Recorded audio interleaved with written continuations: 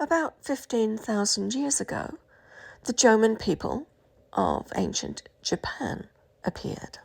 Yes, you heard me right. 15,000 years ago. Already that date is competing with Göbekli Tepe in age. And this is clearly rather an awkward fact for archaeologists who really do like their nice, neat timelines for civilization. This culture were among the earliest in making pottery. And according to archaeologists, they created their pottery while not being a settled civilization of farmers, but were a group of hunter-gatherers, which really only makes sense if you don't think about it. The name that we have given them is Jōmon, which means cord-marked.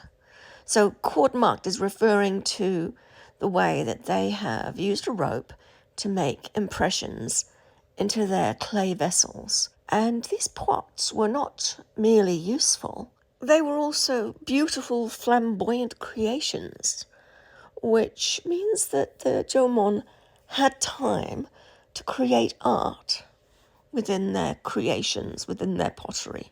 And while we're talking about pottery, they created some rather interesting little figurines called dogu. They have kind of strange bodies, exaggerated eyes, and look kind of similar to some other ancient figurines from around the world. Archaeologists surmise that some of these figurines are goddesses, or like a Venus of the time. And from this, they also surmise that they had religion.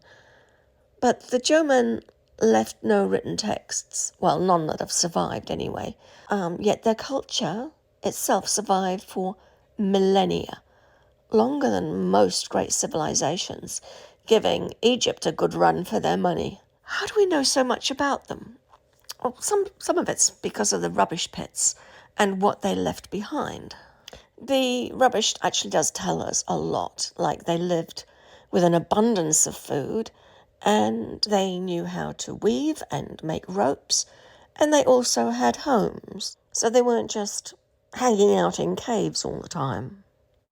One would say they lived in quite a beautiful yet complex relationship with nature and their environment, without being farmers or being destructive to their world. So it's pretty much a lesson that we could really do to learn today. So you may wonder, are there many unusual ancient megaliths that we've heard about in Japan, the ancient ones? Are they related to these people? Well, I don't know, but, I do think it's another bit of the puzzle that we have of humanity's prehistory. I feel compelled to quote Graham Hancock at this point because history just keeps getting older.